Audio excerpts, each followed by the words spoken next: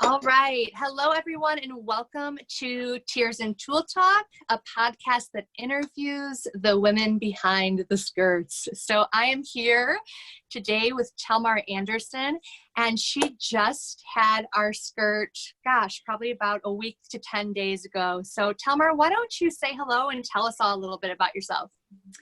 Hello, my name is Talmar Anderson, as Gina said, and I am a hiring strategist and boss best practices expert. I have a company where I work with business owners, teaching them the skills so that they can build, lead, and celebrate with their own kick-ass teams.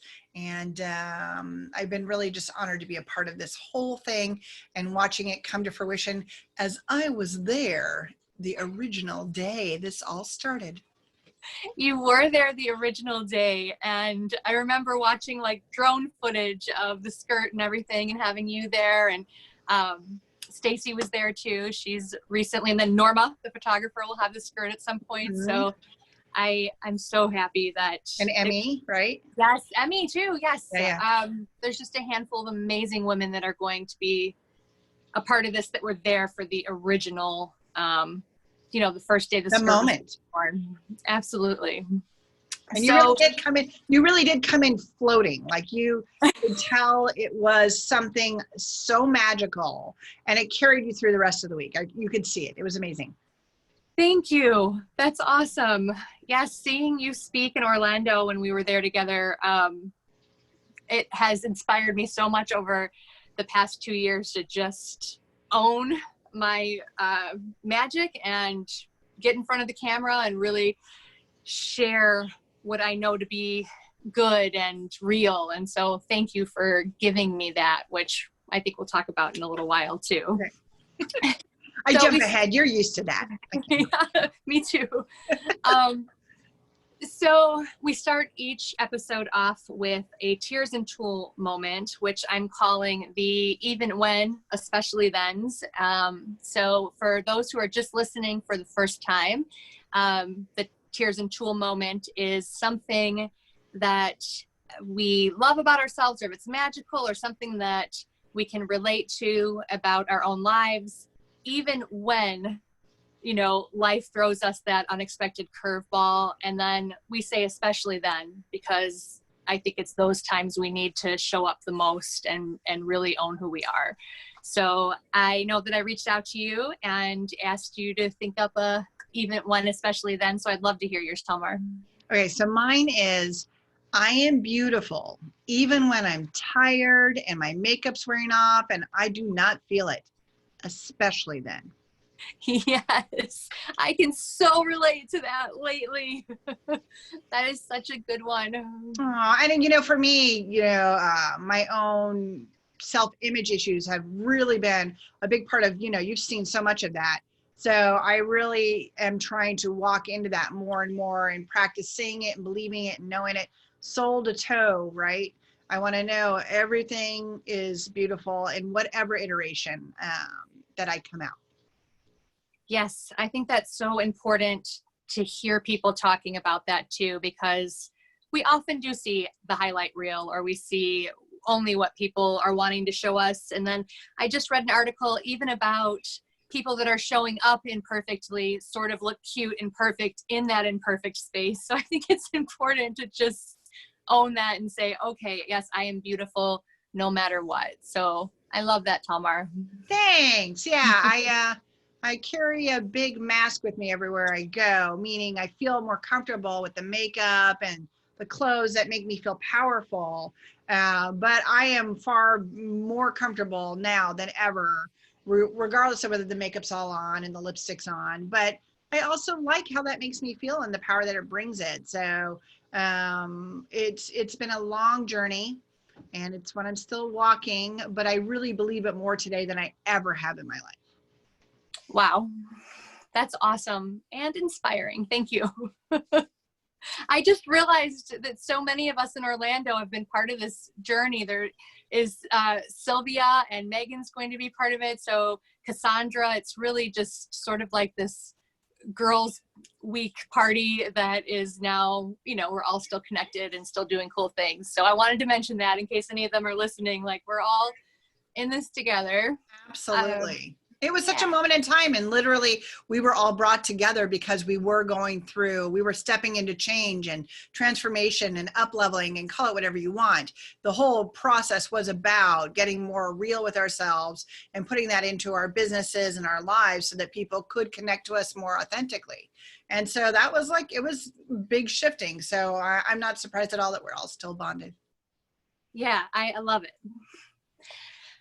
So I wanted to talk to you about your experience with the skirt, and I love it that it's so fresh. I know that several of the participants have reached out to say, like, even what it felt like when the skirt came out of the box, and then when they went on location or they took their photos from home, or however it worked out for them. And for anyone who's just joining us and doesn't know a lot about the Tears and Tulle movement, it follows a rainbow tulle skirt to the homes of 52 women in 52 weeks across the United States and Canada. And each woman shares their story and photos, and they pair that skirt with something black to show that they can still connect with their magic from within the darker parts of life. So I would love to hear about your experience with the skirt, Talmar. I like being feminine, but I don't think anyone has ever called me girly per se. I like sparkles, but they have to be like on sneakers. I like lipstick, but it's got to be bright, obnoxious, right? So the idea of either rainbow or tulle were not usually part of my persona, we'll say, not my comfort level. And so I thought, you know, I want to do this, but I want to do it in a way that represents the kind of person I am.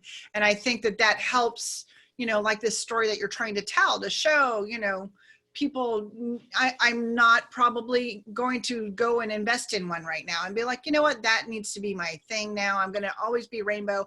And it's just not normally me. However, I really believe that there was a way to show that I am 100% positive and I am 100% color. I might wear black all the time and dye my hair, and people might call me a badass, but it's really, I believe in the possibilities in everything. And I do believe that we have so much more control over it. But I also saw that as a way to share my concept of how I think we also create so much of our chaos, right? We create so much of our own darkness. I have a brand fun thing that I do with, alcohol, people. Let's not pretend. I even brought it for you tonight. Cheers to you all. Thank you. And so, I have a brand where I get to, sorry, I should have told you, you could have had wine. But so I knew that I wanted to tie that in somehow. And my photographer, 𝗲𝗍𝗻𝗄 Photography, brilliant photographer. She was brilliant. Just the images are amazing. Picking one was really difficult. My first narrow down was 22. Like it really took a lot to get to one. But with the skirt, when I pulled it out, it was like it was squished in a box, and it was like in a garbage bag. Because I don't know if you all know anything about tulle. It is really unwielding. Is that the right word? Really difficult to manage. It's a lot. And it's a full-length skirt. So it's like high waist all the way down and longer, right? And then there's trains. And so it was a lot. And when I first took it out of the box, I have 2 dogs, and they were not having it. They were afraid of it because it stands on its own, people. I mean, you take it out and you put it down and it takes up a space, right?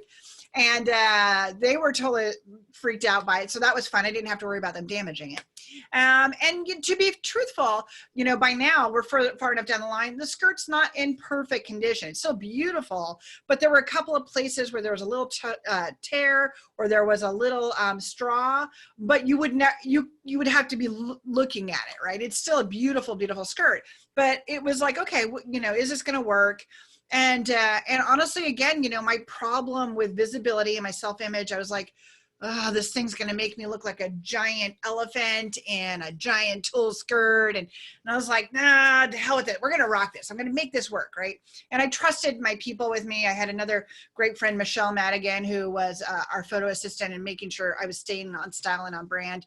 And so I just knew, my photographer and we knew we wanted the skirt to be a part of it, but that it couldn't be the whole story, or it wouldn't be my story, right? And so we toyed with a lot of different ones. Like we wanted to do something with coffee, because coffee is also part of my brand. I'm always drinking something, water, coffee, or alcohol. I admit it. It's one of those three at all times. And we were going to do something with coffee and in studio. But then I was like, well, so tell me, is it too on the nose if we do something at a bar? And my photographer was like, no, we could do so much with that. And then I thought, you know, I don't want like a fancy bar. I want it to be like a bar, like a tavern-y bar. And I thought of immediately this beautiful Irish bar that's local, and it's called the Old Shebeen in Fairfax, Virginia. Great place. Everybody should go say hi to Mick. And and for good or bad, it worked out. Like, they have a downstairs bar that I was really worried about getting access to, and we were going to go early in the morning so we wouldn't be in their way. And but they had days they're closed because of the quarantine. Oh. And he was like, we just redid our new bar. It's beautiful. And you guys can use, like, there was nobody in the restaurant but him and the three of us. That was it. So he really was so generous and let us have control of it. So then it was about staging the skirt so that it would look good, but I still was, you know, nervous about, like, I was like, it's got to be Talmar. It can't be just the skirt. We have to tell the story. And so the more we talked about it, the more we knew that I wanted to write something about how we pour our own chaos. And we knew that we wanted the black to be the drink, which it's not Guinness, it's coffee, because it's easier, it's blacker, right? Like, we didn't have to worry about pouring ahead and spilling and like it getting too out. So we actually used coffee in the glasses. Ooh. I know, see, photographer trick. And unfortunately, we bought the coffee like 2 hours or an hour and a half before we started shooting. It was still warm. So shout out to Starbucks coffee. Their coffee stays hot. I had to keep blowing on the glasses to get the steam off for the photos. It was super fun, but I knew that I wanted to be, I like humor. I think that gets me out of pain, and that gets a lot of people out of pain. And I think it also shows that people, you know, don't have to take things so seriously, even in our dark times. So I was pretty sure I was going to go with a humor shot no matter what. I mean, we did a lot of beautiful ~�𝗓𝗄𝗽 type shots, but that's not really me. It's just not me. I mean, I don't mind looking nice. It's just, I need it to be a little funk, a little real. And the skirt, when it was on, you know, we didn't put it on until we practiced putting it on. We had to practice what it was going to look like, and maybe some staging on jewelry and clothes.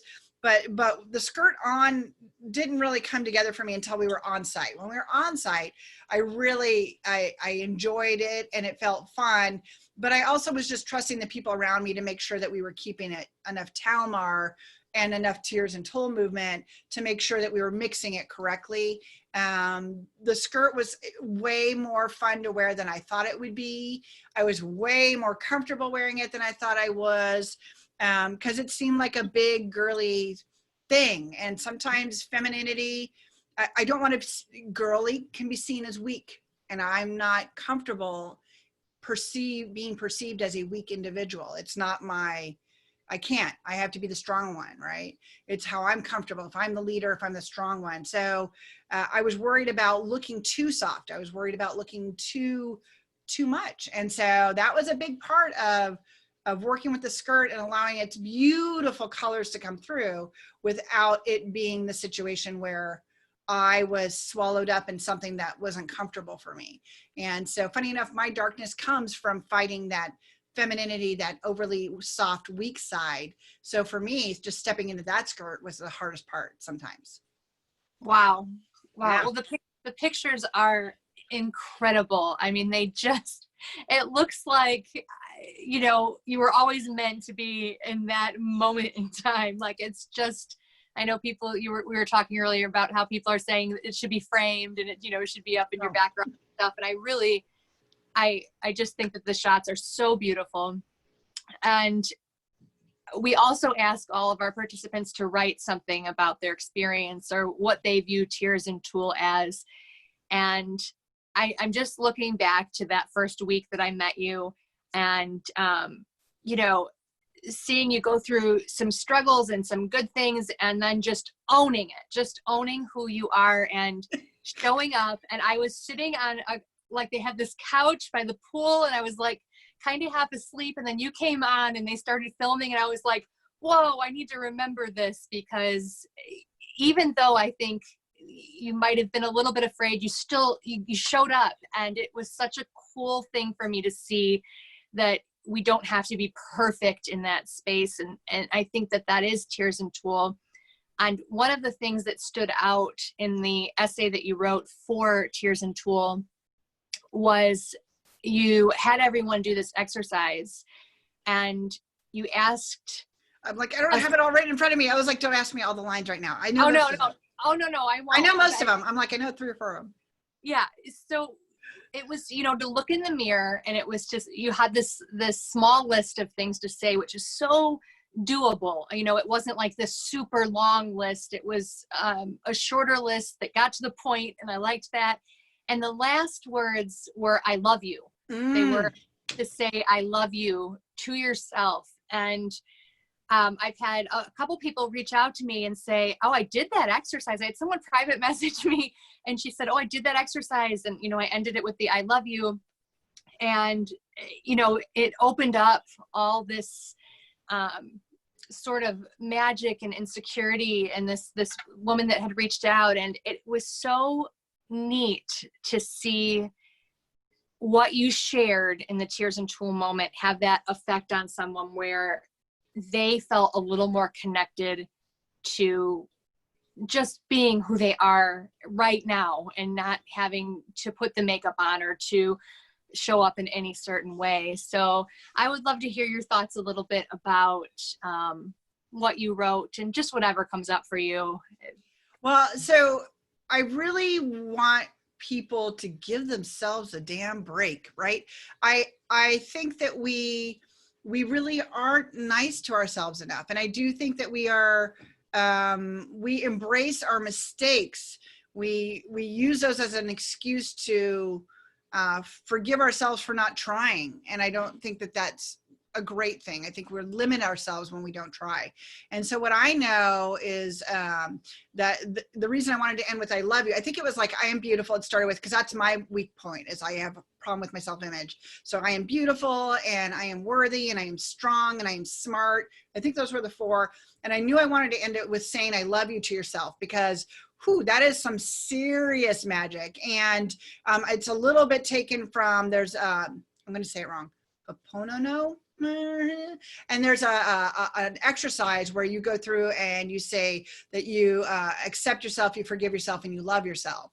And so I started writing the words of what I would want people to say to really just start to practice it till they believe it, is just look in the mirror and talk to themselves. And I know the power that's behind that. And if you do it daily, if you really truly can get to doing it daily, I promise you, you will believe it. You will love the wart that you have on the top of your foot. I don't know where it came from. I've had it a million years. I have a wart on the foot. I don't know why, it just do. And it's my wart though. I know it's there. It's my wart. It's fine. It doesn't hurt. It doesn't bother. It doesn't go in shoes badly, you know, big deal.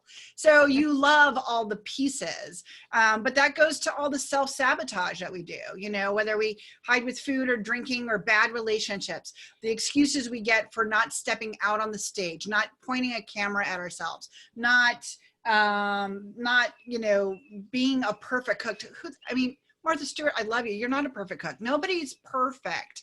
And so I really would never, ever want someone to feel like they have to be not themselves. And I really think that's what I'm hoping for. I'm hoping that you can love you for who you are and find the things that bring you joy, that color in your life, by starting by making the things that you deserve at least have a chance of happening. Stop making those self-sabotaging decisions, so that because it's easier and safer. Stop expecting perfection. It's illogical, and it's not human. We're not going to get that. But instead, just be in your moments and be happy with them every single day.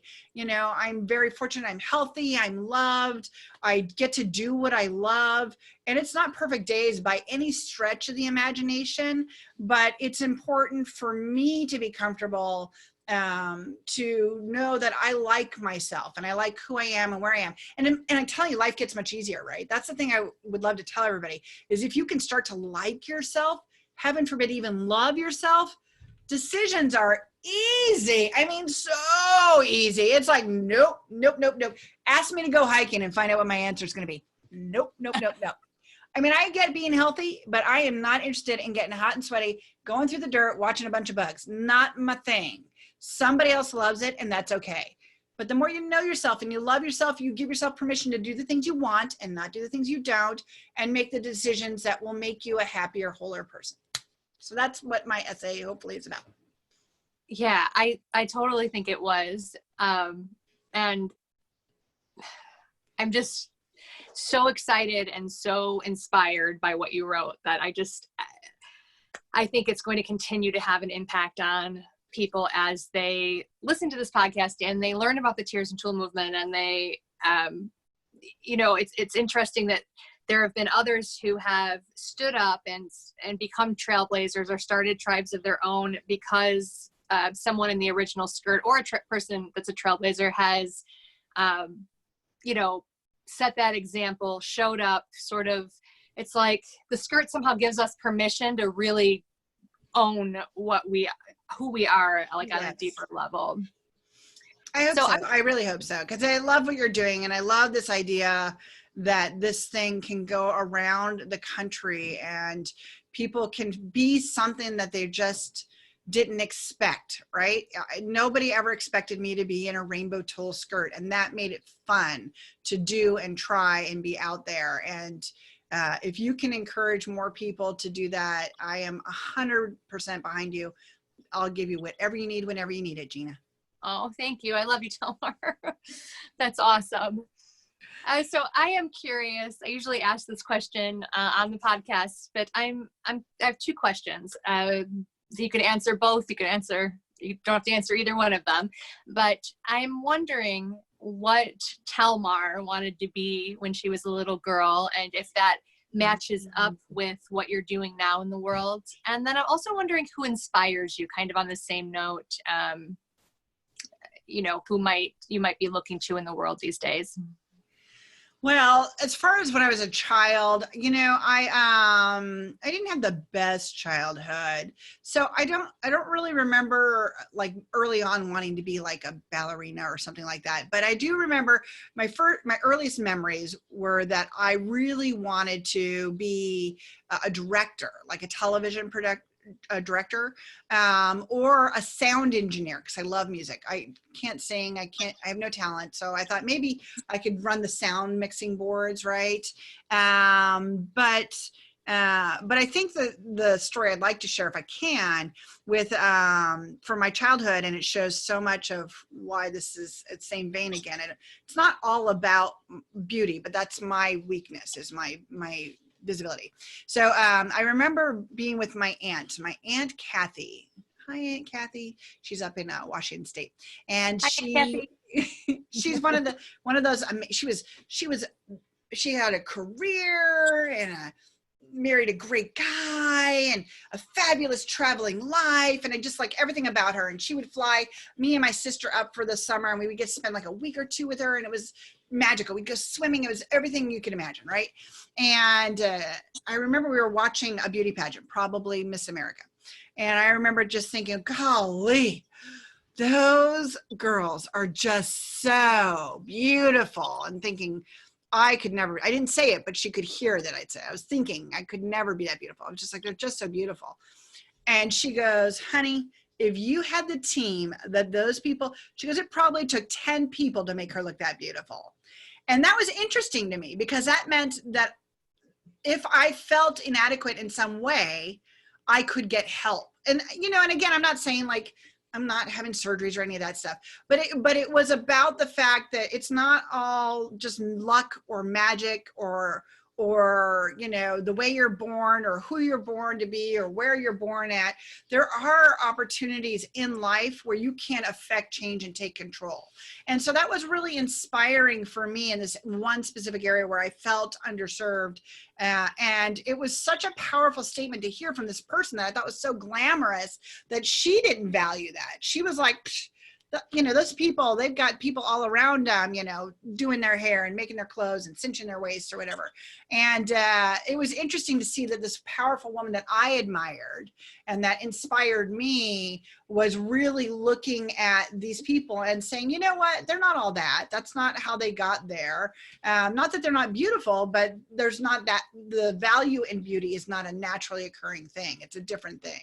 And so it was really, really powerful for me. And it's something that stood with me. And to this day, you know, I remember writing notes when I was in my 20s to all the women that, in my life that inspired me. And she was one of them, because at that moment, it totally just like stayed with me. And I was like, oh, maybe this is going to be okay. Wow. That's awesome. Yeah. It's just awesome, because especially now. So it was so great to have that lesson early on before social media probably exploded. I know, right? Everyone we look at, it took a moment in time to get to that moment, right? Yes. All kinds of people, all kinds of edits and makeup and products and hair and, you know, whatever it is, it really is effective, I think. Right. You and I have been through that process together, I think, where and it's so fun to get dialed up, and I love the, you know, the pictures and all that cool stuff. But I think it's so important that we acknowledge, like, hey, I didn't climb out of bed and go take a picture, you know, in that location or whatever. It's a whole process. And it took a little bourbon some days, as you recall. If anybody's seen the show, you'll know what we're talking about. It took a little bourbon some days. Right, exactly. That's Fix My Brand with Allie Craig too. You can watch episodes. There's quite a few Tears and Tool gals that go through a similar process and sort of share their magic and have a lot of fun together. So yeah, it was great. Yeah. Well, I love that. So I would think that that's who inspires you too, is your, so that's a story from your childhood. Okay. So where can listeners find Talmar or Boss Actions or whatever you have? And what are you doing in the world right now that might be, you know,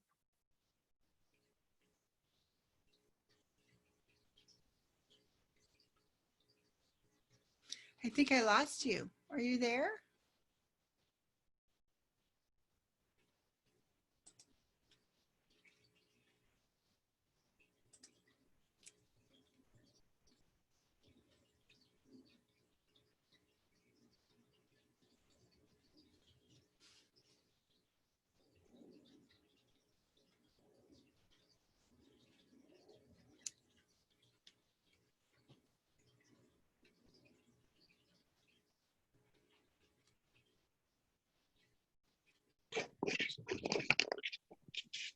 Talmar? I'm still here.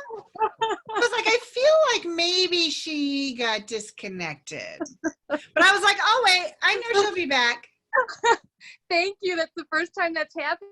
I got a phone call and it didn't snooze it. So oh, stinker. Yes, but we are still recording, so thank you for staying on. Somehow save that. Hopefully I can merge them together, but please go right ahead with what you were about to say. If anybody's looking to connect with me further, the way that I'm trying to inspire people is I work with business owners on really stepping into that boss role and knowing that you can expect from your team, but you can also protect your team. And so I really try to inspire the kind of leadership and ownership that will let you build the kind of team around you that allows a business to be successful. And so my thought leadership is actually the Boss Muse, which I know you're going to love. And if you look at the bossmuse.com, you might recognize a skirt I'm wearing on the cover page. We had quite a few photos. I just, no chance. I could not pass it up. I had to use them. And so thebossmuse.com. I'm also on YouTube as The Boss Muse. So that would probably be the easiest way for people to find me and see if they're business owners, especially. I'm just trying to help them understand how they can better navigate this role of leading people and driving your business growth. Awesome. I love that. I love watching what you're doing in the world. Yes. So thank you so much, Talmar, for being a part of the Tears and Tool movement, for being a part of this podcast, and for sharing your magic from within the darkness of everyday life. Don't make your own chaos. You guys deserve better. Yes, I love it. That's a great note to end on. Thank you so much, Talmar. Bye.